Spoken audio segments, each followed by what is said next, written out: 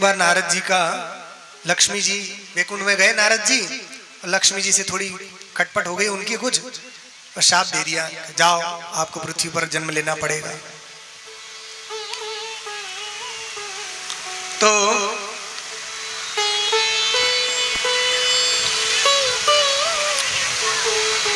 तो उनके शाप के कारण लक्ष्मी जी ने अवतार धारण किया सीता जी का। ऐसी कथा अद्भुत रामायण में आती है। वहां ये आता है कि एक गृत्समद नाम के एक ब्राह्मण थे, वे लक्ष्मी जी के बड़े भक्त थे। लक्ष्मी जी की आराधना की, उनको प्रसन्न किया, कहा माता आप मुझे पुत्री रूप से प्राप्त हो, ये वरदान मैं चाहता हूं। तो कहा ठीक है। 100 पुत्र थे, उनको कन्या नहीं थी। तो लक्ष्मी जी को पुत्री रूप से प्राप्त करने के लिए उन्होंने एक अनुष्ठान प्रारंभ किया। एक कलश में उन्होंने दूध रखा और उसमें अभिमंत्रित करके अनुष्ठान कर रहे थे कि लक्ष्मी जी का प्राकट्य होगा। उसी समय क्या हुआ, ये राक्षसराज रावण एक बार घूमते घूमते दंडकारण्य में पहुंच गया। वो सबसे टैक्स लेता था, ये लाओ सब लोग टैक्स। तो सबको तो इसने अपने वश में कर लिया। ब्रह्म सृष्टि जहां लगी नर तनुधारी, रावण बसवर्ती नर नारी, सब रावण के वशीभूत हो गए। मगर उसको पता चला कि दंडकारण्य के बहुत तपस्वी जो ऋषि मुनि हैं वे बड़े तेजस्वी हैं। तो उनका रावण के रहते दूसरा कौन तेजस्वी हो सकता है। वहां पहुंच गया। वहां जाकर ऋषि मुनि से कहा कि मुझे टैक्स दो। और ऋषि मुनि बोले कि हमारे पास तो कुछ है नहीं, बस लंगूट भर पहनी है, कोपिन पहनी है, और कुछ है नहीं।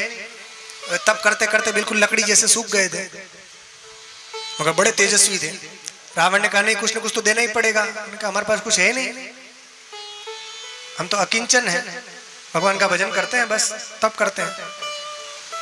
रावण ने सोचा कि कुछ न कुछ तो लेना ही पड़ेगा। उनसे कहा ठीक है, तुम कुछ नहीं दे सकते तो खून दो, ब्लड, तुम्हारा रक्त दो, तो मैं रक्त ले जाऊंगा।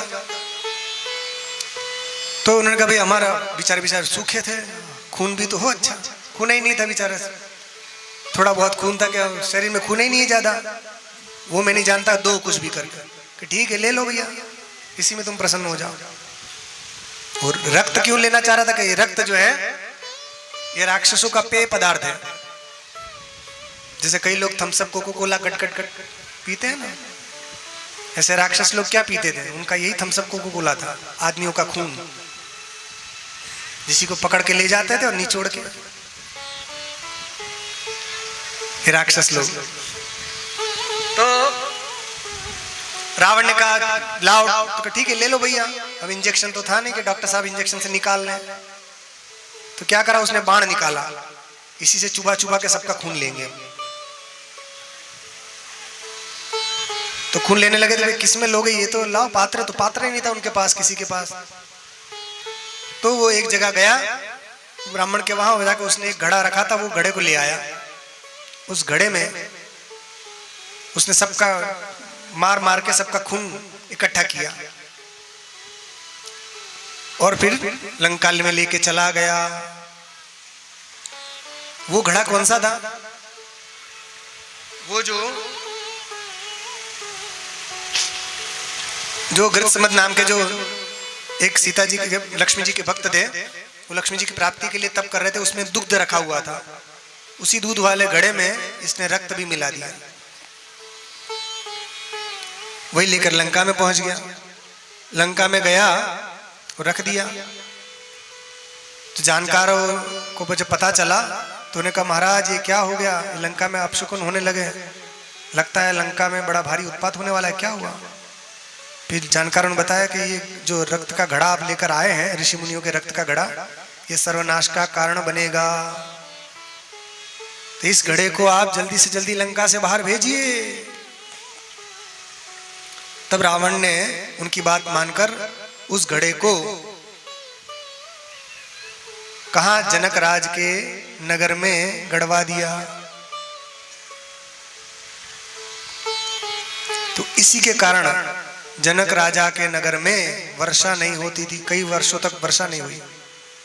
वो ऋषि मुनियों का रक्त उसमें भरा हुआ था।